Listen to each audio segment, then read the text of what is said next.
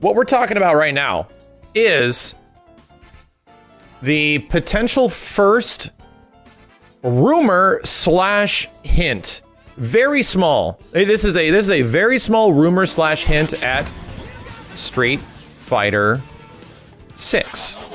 We might actually be on the cusp of a new Street Fighter game. There's something very specific happening between Capcom Cup of this year and next year that lines up with Capcom Cups before, but it only happens in very specific moments.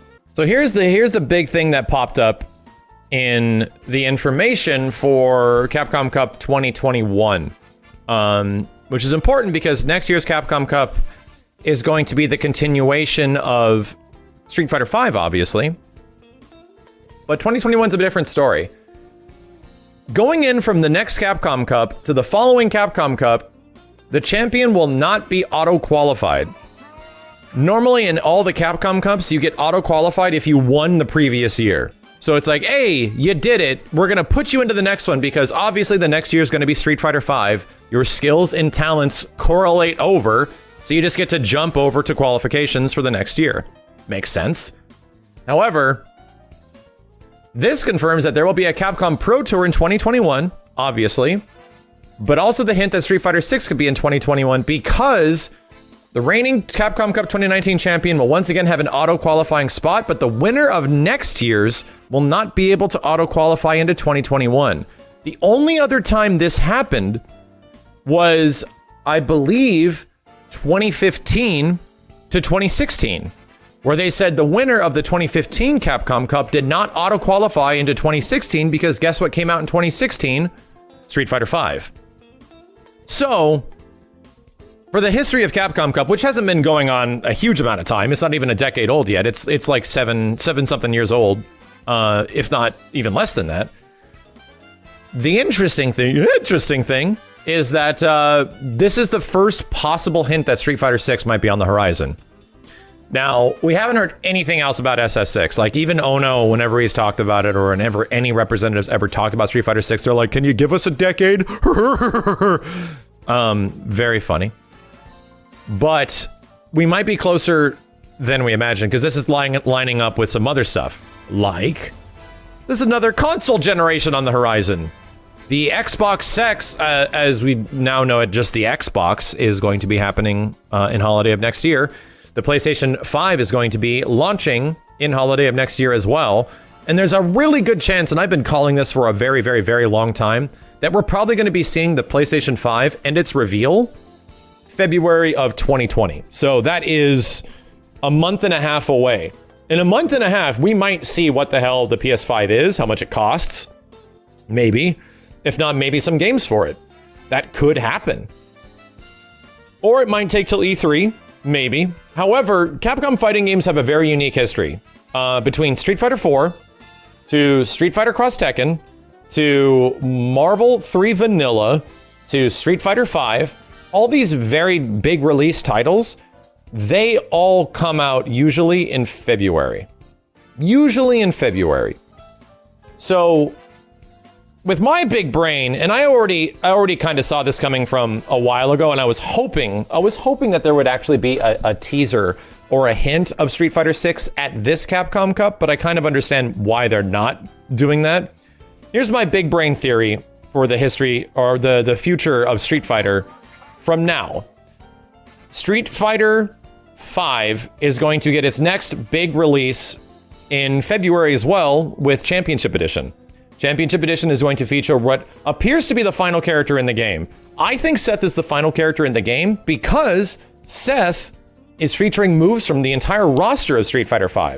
She could steal moves a la Rogue from X-Men vs. Street Fighter and then use them on the opponent in a limited use of ways. Not important. What's important is that there's animations for all of that shit, right? There's like 40 characters in the game. So she has to suck moves from characters and they have to animate those moves and give them abilities and design. You're going to have to like retrofit that design if there's going to be another season of characters. You're going to have to go back to Seth and fix their moves and see how they're going to be throughout the entire thing. That means that that's going to take a ton more work for you to go back and figure out, oh, we're going to add 6 more characters to the game. Well, there we go. that's going to be a problem for that character. They're going to be an issue. Long story short, I think that's the reason why Seth is going to be the final character in the game. They have this really specific move that does this thing that is established from the entire game existing already. So I was already like, that looks like that's a final character sort of character. And even, you know, Gilbing in the game, them adding both the bosses of the previous 2 Street Fighter games, it's like, huh. That already feels like we're at the tail end of Street Fighter 5. Like we're getting towards the end of Street Fighter 5. So, with that being said, I think there's a very good chance that around February there's going to be a reveal of the PlayStation 5 and possibly maybe a teaser or something for Street Fighter 6. You think that Jump Festa is going to reveal? The Jump Festa game has already been revealed. It's a dating game for Switch where you date these like hot dudes. Look it up. It already got announced. That's Capcom's second Jump Festa game. For you guys that were hoping it was going to be some crazy thing, like a re-release of Marvel vs. Capcom, no. It's a pretty dude dating game for the Switch. Go check it out. I'm sure you'll be thrilled. Anyway, it's not happening at Jump Festa. We can let Jump Festa be our Final Fantasy VII event.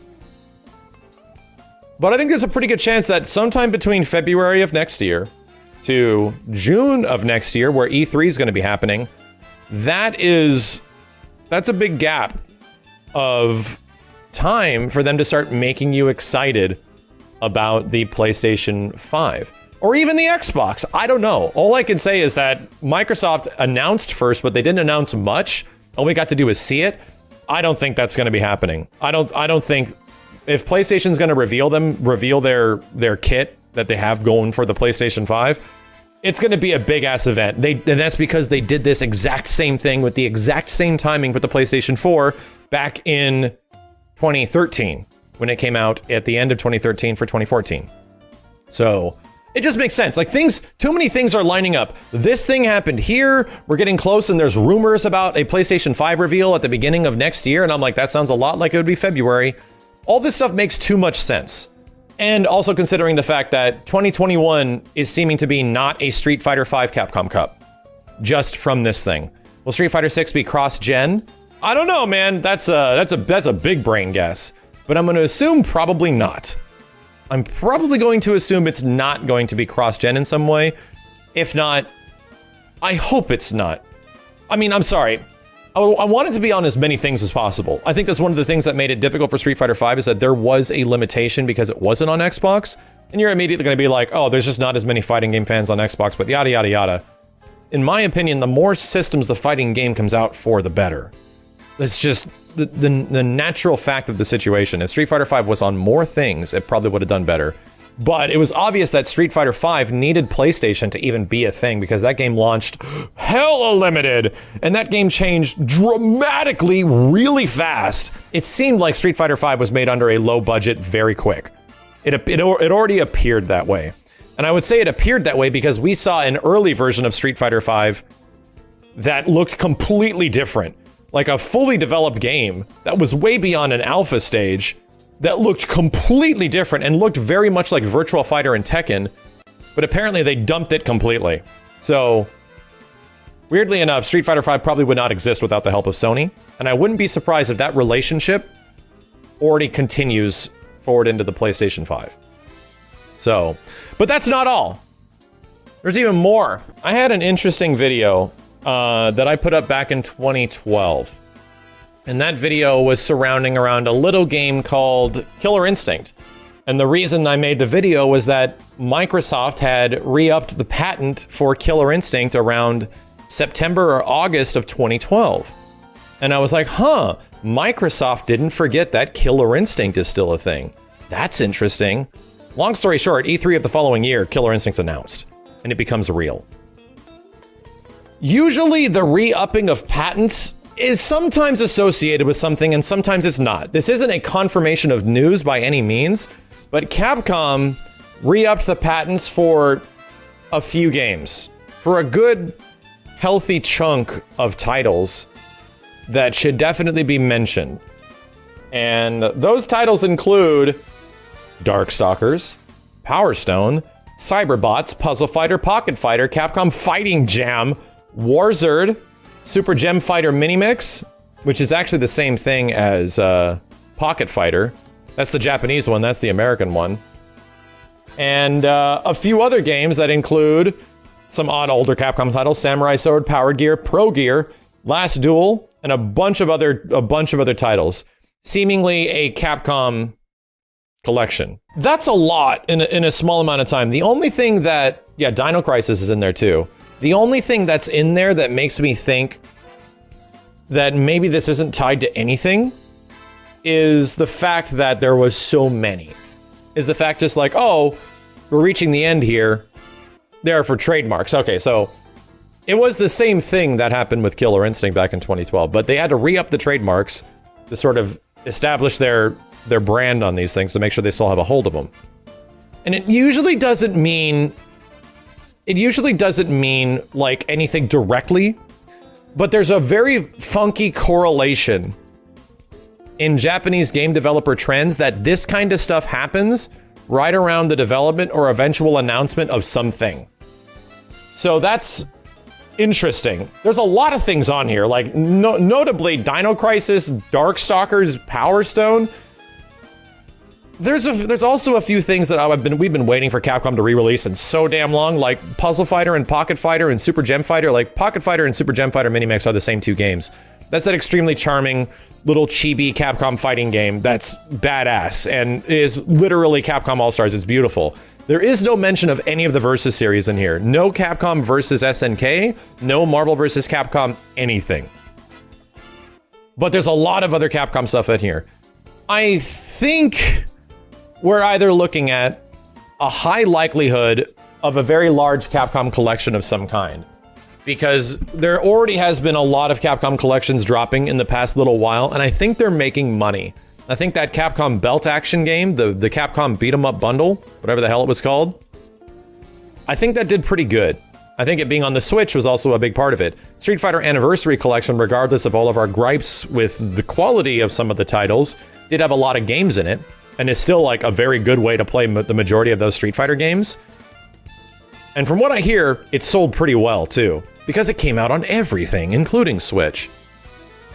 I think in a situation where you release all these other old Capcom fighting games, things like Power Stone, no Rival Schools, that's crazy that there's no Rival Schools, but Darkstalkers games, Power Stone's already been remastered. Like, they've already made a Power Stone compilation. It came out for PSP. They already made a Darkstalkers compilation. It came out for PSP. Like, a lot of the work for these things has already been done, which is funny. That's why we've been waiting years for them to re-release some of these titles. If not, the better Darkstalkers collection is the one that Iron Galaxy made, you know? I really hope this is true. Like, I hope that Power Stone can come back in some way. I don't think it's going to be. I think there's a very, very, very low likelihood of Power Stone 3 happening in any way, but I think Power Stone Collection has a very high probability of popping back up in some way at some point. Oh, Rival Schools was actually on the list, but on a different site. Okay, I know they had like some sort of like bot that just scans for this stuff and people pick up on it. So maybe some of the earlier stuff that wasn't there had to possibly show up. Maybe that's good that Rival Schools is on there, because yeah, Rival Schools 1 and Project Justice are a couple of fantastic fighting games. Maybe not the most highest level competition. Sometimes I just want a fighting game to exist for the sake of it existing. Sometimes I don't care if it's going to be #1 game at EVO or the most esporty to the esport. I don't give a shit. I just want it to be there so that we can play it and enjoy it. Quite literally, I want them to treat Power Stone and Rival Schools or Project Justice the same way that Eureka treated Fighting EX Layer. They don't need to have huge budgets. They don't need to have giant development teams. We just need to get a few characters in this game with some somewhat decent looking modern graphics and have a normal, a normal digital price, like 20 to 25 bucks. If that could happen, like Capcom has this problem, like, we gotta go big, we have to make it a triple, like they seem like they have to, there's very little room for AA for some reason. They have to go huge on this stuff. I have no issue with them taking some of their smaller fighting game franchises and making them like AA, or even single A, just like make them smaller games. They don't have to be as insanely big. Basic arcade endings, Just some characters. Does it have to be the most pinnacle looking visual? It doesn't. Just make it look okay. But just give us something, right? Like, you sell 300,000, 400,000 units, that makes people happy. And maybe makes you a little bit of money. Not $1 billion. But still, I think Fighting EX Layer, I think, did pretty good for Arika. Just because they were on a situation where they weren't making a lot of games and suddenly they're making a console game, and I think enough people were there to support it because they put a ton of characters into that thing, man. You got a ton of characters over time. I enjoy that game existing so that we can come back and make it every once in a while. And I hope they do that with Power Stone and Rival Schools, man. Please. Those characters are fantastic. That's true. You're absolutely right. Mega Man 11 absolutely did it. Was Mega Man 11 a giant production game? No, it was like a meager AA sort of title, a meager budget. Were they expecting millions of sales? They weren't. They were actually extremely pleased with about 1 million units sold. Is that a ton for a Mega Man game? It actually is. Mega Man's never been a very high selling game. Mega Man 2 was the best selling of all of them, and it sold like 2 million something units. Please take that approach with a fighting game or two. Please just let some younger developers at Capcom get their hands on some older characters like Star Gladiator or Power Stone or some shit. Warzard, just give it to them. Let them have some fun with it. And just make it like a $20 to $25 game. I'm super cool with that, man. I think it's better than them to just be sitting in the backlog, never doing anything. It hurts. It hurts that these things are just nowhere ever to be found. So long story short, I hope some of this stuff does end up coming true. I have no problem with them being re-released in some way. I think of all the games in here, I would love to see Darkstalkers done in RE Engine. Like, I don't even want to talk about it too much because we're just going to get disappointed. Like, we're just going to get Capcom baiting us once again that Darkstalkers are coming back, and then nothing happens. They're like an evil horse on stage. I just want to see them come back in some way. I think there's a lot of games in here that are obviously have a place that can belong on the current generation or the next generation hardware, much less the Switch.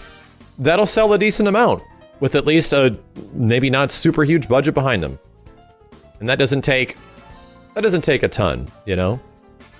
So, if anything, I think if there's one game in here that might actually exist more than any other one, it's probably this thing, dude.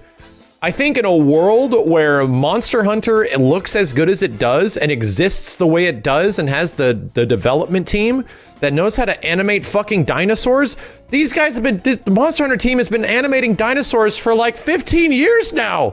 And they're really good at it. They're much better than the original Dino Crisis games, much less the Space Dino Crisis in space. A violent dinosaur action game?